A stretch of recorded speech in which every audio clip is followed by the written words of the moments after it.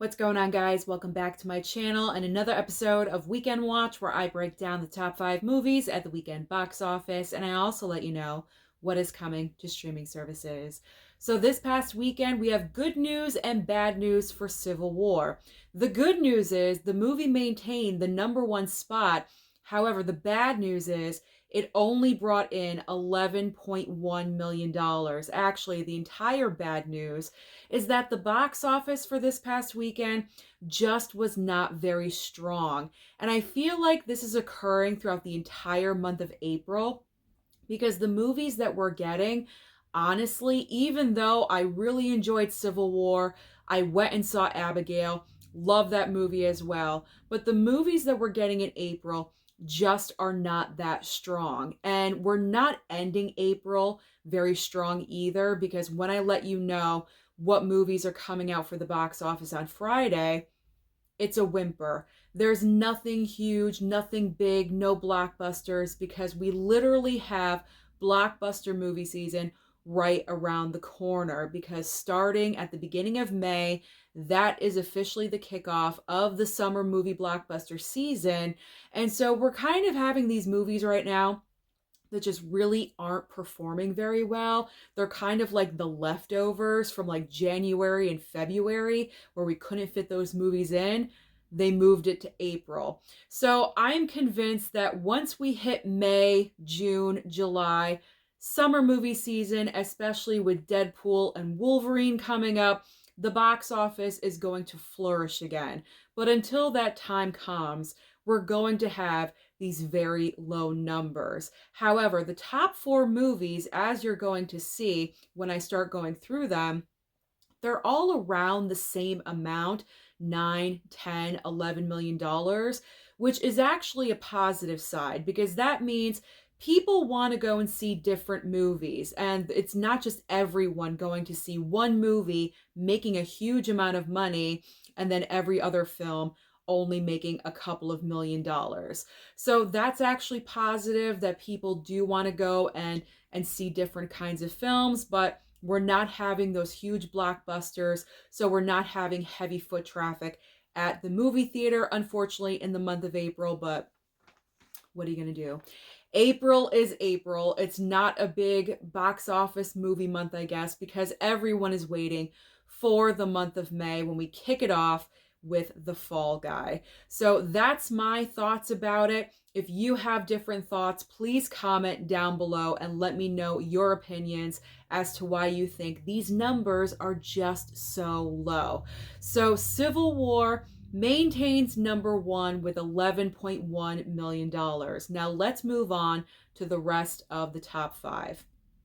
In second and third place, second place goes to Abigail. This is the brand new vampire horror film from Radio Silence, debuting with 10.2 million. Now, I was surprised that this movie did not overtake Civil War, and it did debut at #1, because these movies were going back and forth the entire weekend, because at the end of the day on Friday, Abigail made the most money with a little over $4 million. And I thought for sure it was going to take it, but nope, it kind of dropped off on Saturday, obviously into Sunday, and Civil War maintained the top spot. But like I said, Abigail, I had a great time with this movie. Radio Silence, I love their style of directing, and I really do look forward to checking out what they're going to do in the future. In third place is Godzilla x Kong with 9.4 million. Fourth and fifth place. Fourth place goes to the long title, The Ministry of Ungentlemanly Warfare, with $9 million even. So see how all these numbers are extremely close to one another. There is no huge movie taking everything, but that's fine. We can spread the love around. And rounding out the top 5 is, I had no idea anything, I strike that, reverse it. I did not know anything about this movie. A brand new anime title called Spy X Family, I guess, bringing in 4.8 million. So what is new at the box office this coming weekend to close out the month of April? We do have one major brand new release and two other options for you. So the major brand new release is Challengers. This is the brand new film starring Zendaya. It's the tennis film. It looks like she's going to have a threesome at any moment. You guys know what I'm talking about. You've seen the trailer multiple times. If you've gone to see a movie, you've seen the advertisements for this film. My only question is, can Challengers overtake Civil War and debut at number one? I'm not really sure because honestly, I don't really know who this movie is for. There isn't really a clear target audience, in my opinion. Is it for sports fans? Is it for Zendaya fans? Is it for, I don't know, 18 to 24? I honestly don't know. And if I don't know, that means other people don't know.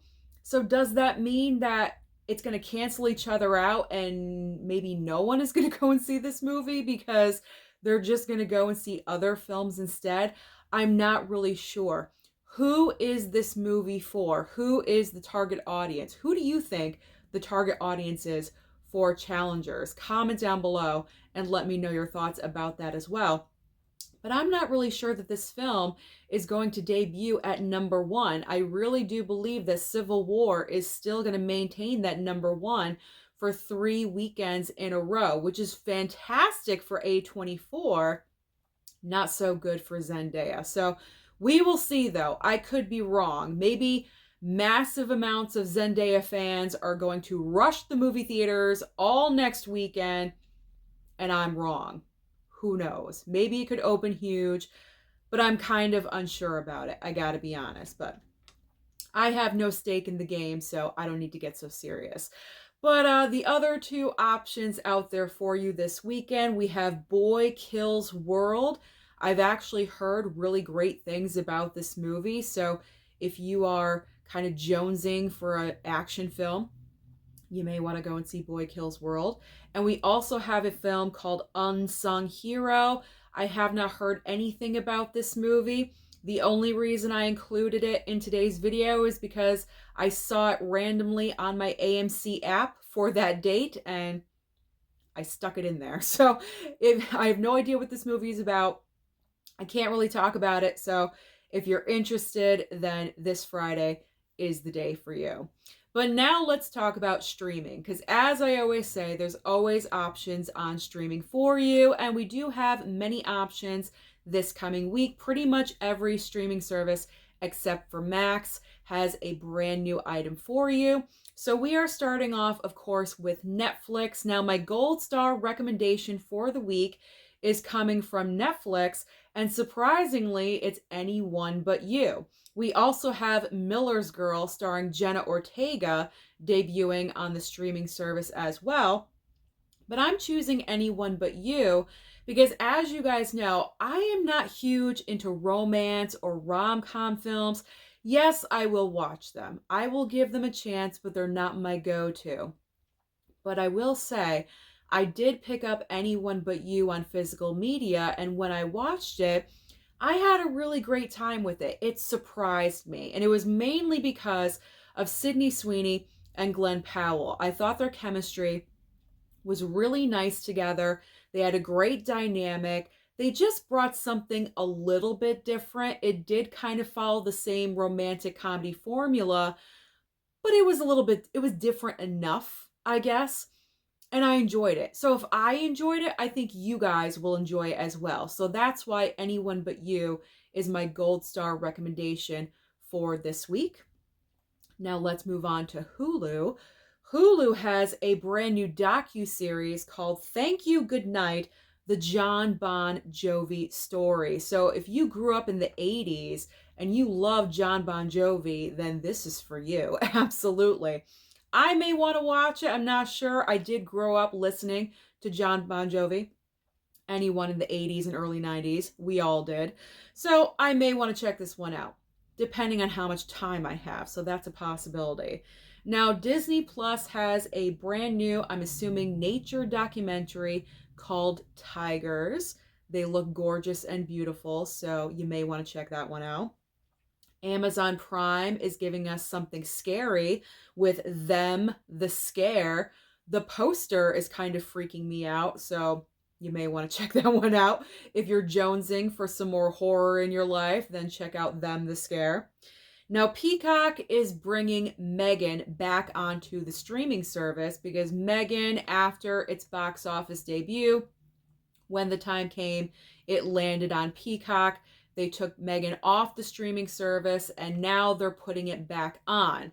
So we have the regular version of the movie and also the unrated. So you get your choice of which one you do want to watch. To be honest, there really isn't a huge difference between the two.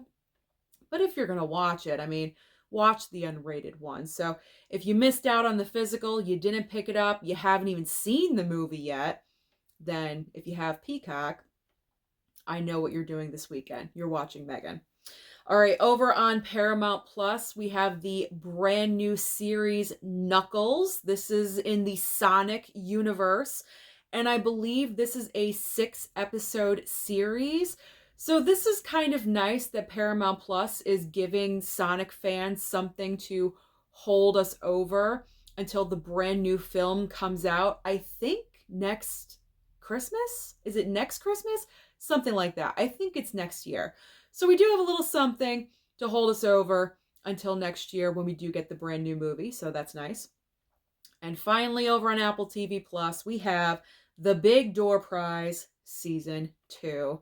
So that is everything happening at the box office and also on streaming. So comment down below and let me know your thoughts about everything that I kind of mentioned today. Why do you think the box office is in such a massive slump? Is it because everyone is waiting for the summer blockbuster starting in May? Comment down below and let me know. Don't forget to like and subscribe before you leave, and I'll see you next time.